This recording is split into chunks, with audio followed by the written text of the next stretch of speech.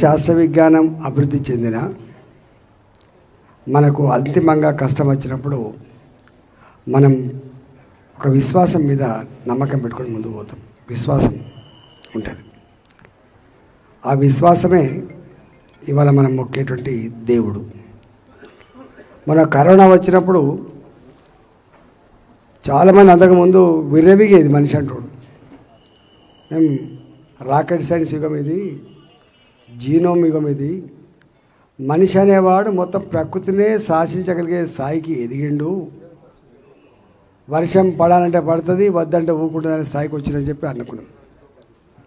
కానీ కరోనా వచ్చిన నాడు ఎంత ఎదిగినా, ఎంత శాస్త్ర విజ్ఞానం ఉన్నా మళ్ళీ నియంత్రించగలిగే శక్తి, అతీతమైన శక్తి ప్రకృతికే ఉంటుందని చెప్పినటువంటి సందర్భం మన కళ్ళ ముందు చూసినాం. మనం ఈ జనరేషన్ చూసింది.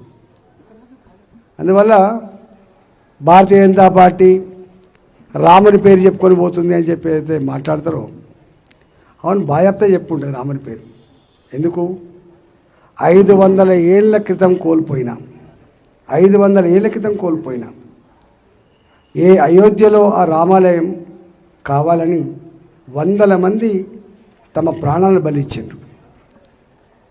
1000 మంది జైళ్ళలో పోయినరు. చివరికి మీరు కడతారా లేదా అని చెప్పి దేశ ప్రజలే పూనుకొని అక్కడ ఏం జరిగిందో కరసేవలో మీరు చూసిండ్రు. అతి తక్కువ కాలంలో మోడీ గారు నా దేశం గొప్పగా ముందుకు పోవాలంటే, నా దేశ ప్రజల విశ్వాసాన్ని కాపాడబడాలంటే, ఈ దేశానికి అరిష్టం జరగకుండా ఉండాలంటే రామ మందిరం కట్టాలని చెప్పి సుప్రీంకోర్టులో తీర్పు పాజిటివ్గా వచ్చినప్పటికి కూడా ఇవాళ మెప్పించి ఒప్పించి ఆలయాన్ని కట్టించి దేశ క్షేమాన్ని కోరిన వ్యక్తి నరేంద్ర మోడీ గారు. ఇవాళ అయితే కొద్దిమంది అంటుంటారు చేసిన దాన్ని ఆ కాలంలో కాంగ్రెస్ పార్టీ కాలంలో కూడా శిలాన్యాసం చేసిన మీకు ఐడియా ఉండాలి. కానీ భయపడరు, కట్టలేకపోయింది. అపీజ్మెంట్ పాలసీ, వాళ్ళకు అపీజ్మెంట్ పాలసీ తప్ప నిక్కచ్చిగా ఇది నిజం ఇది అబద్ధం అని చెప్పగలిగేటువంటి స్థాయిలో కాంగ్రెస్ పార్టీ లేకుండే. రెండవది, ఇవాళ మోడీ గారి పేరు చెప్పుకొని పోతున్నారు. మోడీ గారి పేరు చెప్పుకొని పోతున్నారు. ఎందుకు పోం? మీరందరూ జనరల్గా రాజకీయ నాయకులు అంటే ఇష్టపడరు, మీరు పార్టీలు అంటే కూడా ఇష్టం ఉండదు మీకు. నాకు తెలుసు కదా, మీరు అందుకని ఓటింగ్ కూడా రాదు. 39%, 40% ఓటింగ్ ఉంటుంది. కానీ నేను ఫస్ట్ టైం చూస్తున్నా ఏ కాలనీలు, ఏ అపార్ట్మెంట్స్ ఇప్పటిదాకా రాజకీయాలకు ఇష్టం లేదు. ఈ దఫా మాత్రం ఓటింగ్ పోవాలి, మోడీ గారికి ఓటేయాలి. జనరల్గా బస్తీలలో ట్రెండ్ చూస్తుంది. బస్తీలలో ఏంటంటే అరే ఓటేకపోతే చచ్చిపోయినట్టు అని చెప్పి వాళ్ళు వేసేది. కానీ ఇక్కడ ఫస్ట్ టైం చూస్తున్నాం, దేశ నిర్మాణంలో మన భాగస్వామ్యం కూడా ఉండాలి అంటే మోడీకి ఓటేయాల్సిందే. ఇది దేశ ప్రజల సంకల్పం. అందుకని అబ్కీ బార్ 400 పార్ ఈ నినాదం ఇచ్చింది పార్టీ కాదు, భారతీయ జనతా పార్టీ కాదు. ఈ నినాదం ఇచ్చింది యావత్ దేశ ప్రజలు ఈ నినాదం ఇచ్చిండ్రు. 370 పైబడి గెలిపిస్తామని చెప్పి శపథం చేస్తుంది ప్రజలు. ఈ ఆశయాన్ని నెరవేర్చగలిగే శక్తి, ఆ హక్కు భారతీయులకు మాత్రమే ఉంటుంది, నాయకులకు ఉండదు. ఇది భారత ప్రజానికానికి ఉంటుంది. ఇలా ఓటు మీది కాబట్టి, ఈటల రాజేంద్ర గెలవన్నా లేదా అనేది నిర్ణయించేది మీరు కాబట్టి, ఆ శక్తి ఉన్నోళ్ళు మీరే, హక్కు ఉన్నోళ్ళు మీరే కాబట్టి ఇవాళ దేశం 10 సంవత్సరాల మోడీ గారి పరిపాలన తర్వాత అబ్కీ బార్ 400 పార్ అనే నినాదం ఇచ్చింది భారత జాతి. ఏ సర్వేలు చూసినా కూడా ఇలా ఒక అజేయమైనటువంటి శక్తిగా భారతీయ జనతా పార్టీ ఎదిగిందని మనం చూస్తూ ఉన్నాం. కారణం ఏంటి? ఇవాళ వీళ్ళు చెప్తున్న సంకుచితమైన వాళ్ళు చెప్తున్నట్టుగా ఒక జై శ్రీరాముడే మాత్రమే కాదు. ఒకనాడు ఈ దేశం చంద్రశేఖర్ గారు ప్రధానమంత్రి ఉన్నప్పుడు బంగారం కుదవపెడితే తప్ప జీతాలు లేని పరిస్థితి ఉండే. మీకు ఐడియా ఉండాలి, పెద్ద మనిషి ఉంటే ఇక్కడ చదువుకున్నాడు. ప్రపంచ బ్యాంక్ దగ్గర మోకరిల్లింది భారత ప్రజల ప్రయోజనాలు పరంగా పెట్టింది భారత్ అని చెప్పి మనం వింటాం. ఏషియన్ డెవలప్మెంట్ బ్యాంక్, ప్రపంచ వరల్డ్ బ్యాంక్ ఇవన్నీ.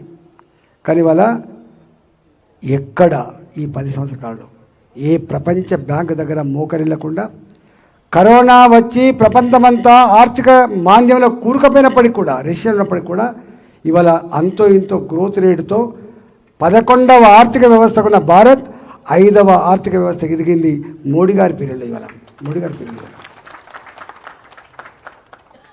అంతేకాదు, అసలు గౌరవాన్ని పెంచిన విషయంలో ఒకప్పుడు భారతదేశం అంటే మేధావుల భాషలో చెప్పాలంటే third world country Bharat.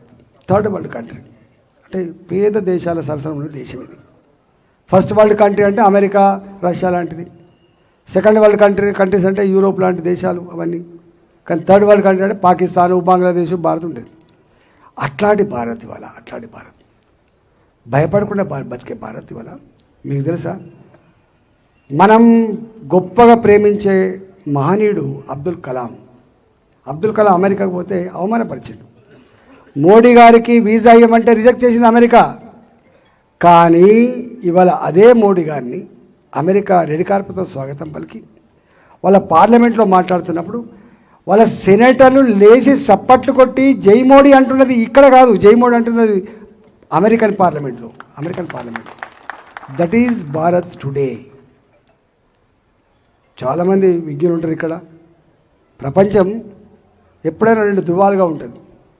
First world వార్లో, second world వార్లో ఇగో నాటో కూటమి అంటే గీ దేశాలు, వార్సా కూటమి అంటే గీ దేశాలు, NATO led by America, Warsaw led by Russia అని అనుకుంటాం మనం. మీకు తెలుసా, మన G20 సమావేశాలు భారతదేశం నిర్వహించిన తర్వాత మొత్తం ప్రపంచంలో స్ట్రాంగ్ పొలిటికల్ లీడర్ ఎవరంటే మోడీ గారి పేరు వచ్చింది. ఒకప్పుడు స్ట్రాంగ్ పొలిటికల్ లీడర్ అంటే అమెరికన్ ప్రెసిడెంట్ గురించో లేకపోతే బ్రిటన్ మార్గదర్శి ఛాన్సలర్ గురించో వచ్చేది. కానీ ఫస్ట్ టైం ఏంటంటే మొత్తం ప్రపంచంలో స్ట్రాంగ్ విల్ పవర్ ఉన్న పొలిటికల్ లీడర్ అంటే నరేంద్ర మోడీ గారి పేరు వచ్చింది అలా. మీకు ఇంకొక మాట, మొన్న రష్యా ఉక్రెయిన్ యుద్ధం జరుగుతుంది. మన పిల్లలు చాలామంది చదువుకుంటారు ఇక్కడ. ₹1,00,00,000, ₹1,50,00,000 అయితేనే మెడిసిన్ చదివే పరిస్థితి వస్తుంది. ఈ మిడిల్ క్లాస్ వాళ్ళు, చిన్న కొంచెం పేదోళ్ళు పాపం వాళ్ళు ఇంటెలిజెంట్ ఉంటే మెడిసినే చేయాలని చెప్పే పిల్లలు ఉంటే పంపిస్తూ ఉంటారు ఫిలిప్పైన్స్కి, రష్యాకి, లేకపోతే ఈ ఉక్రెయిన్కి. మన యుద్ధం మొదలైంది.